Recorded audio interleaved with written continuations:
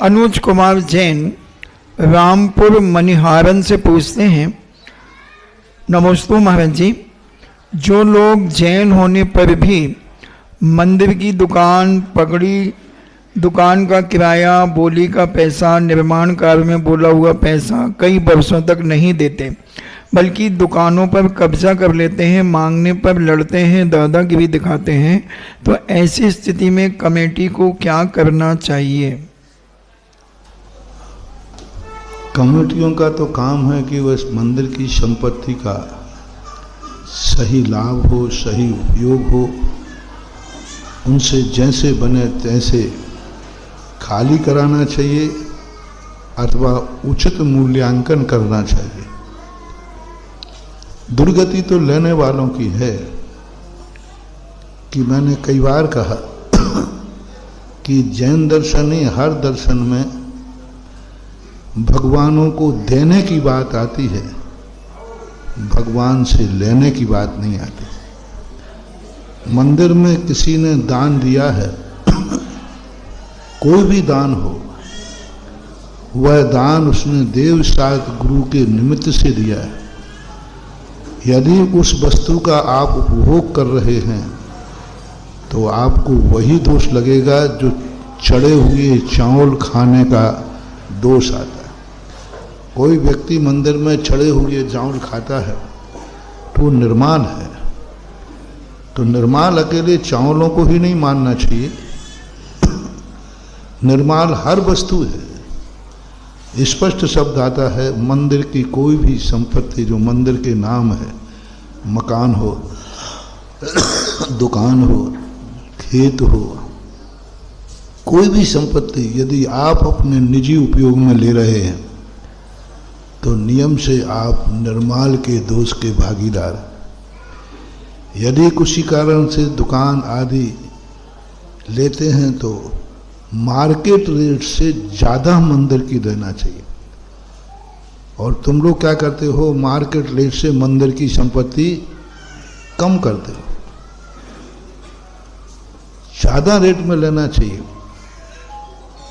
मंदिर की कोई भी दुकान है, मकान है, जो भी उसका भाड़ा, किराया, पगड़ी होती है, उसको जो बाजार मूल्य हो उससे ज़्यादा लेना चाहिए। और ज़्यादा दोगे तो तुम्हारे लिए वो निर्माल का दोष नहीं आएगा। हमने कई बार कहा ना, कभी भी सरकारी बोली पर दान नहीं देना।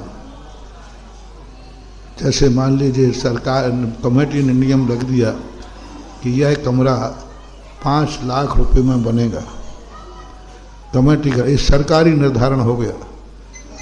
अब आपका काम है, कमेटी ने 5 लाख कहा है तो आपको सरकारी बोली पे हाँ नहीं भरना, आप 5.25 लाख देकर के रसीद कटाओ।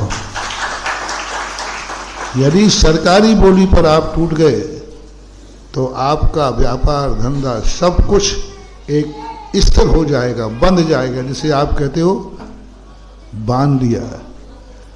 और तुमने बढ़ा के लिया, मान लीजिए 500 रुपया बढ़ा दो, 1000 रुपया बढ़ा दो, 11 रुपया बढ़ा दो, लेकिन बढ़ा करके ही।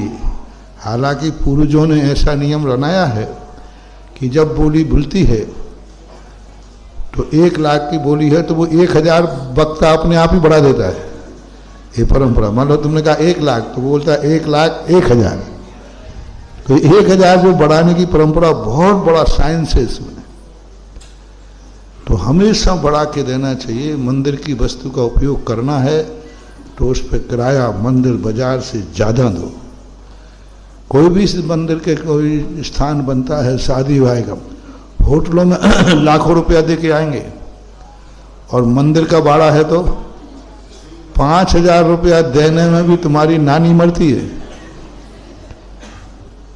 अब वहां जाकर के तुम लाख रुपया दे आओगे और वो लाख रुपया पाप में जाएगा, और यहां जो तुम मंदिर को दे रहे हो मंदिर में जाएगा, लेकिन बैठ के कहते हो मंदिर की चीज है, इसमें इतना भी क्यों लेना।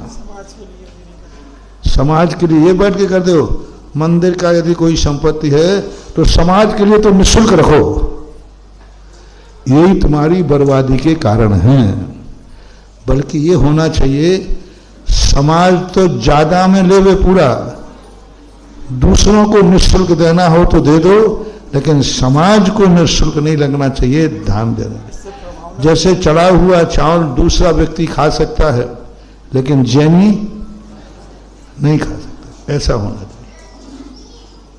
जिज्ञासा समाधान कार्यक्रम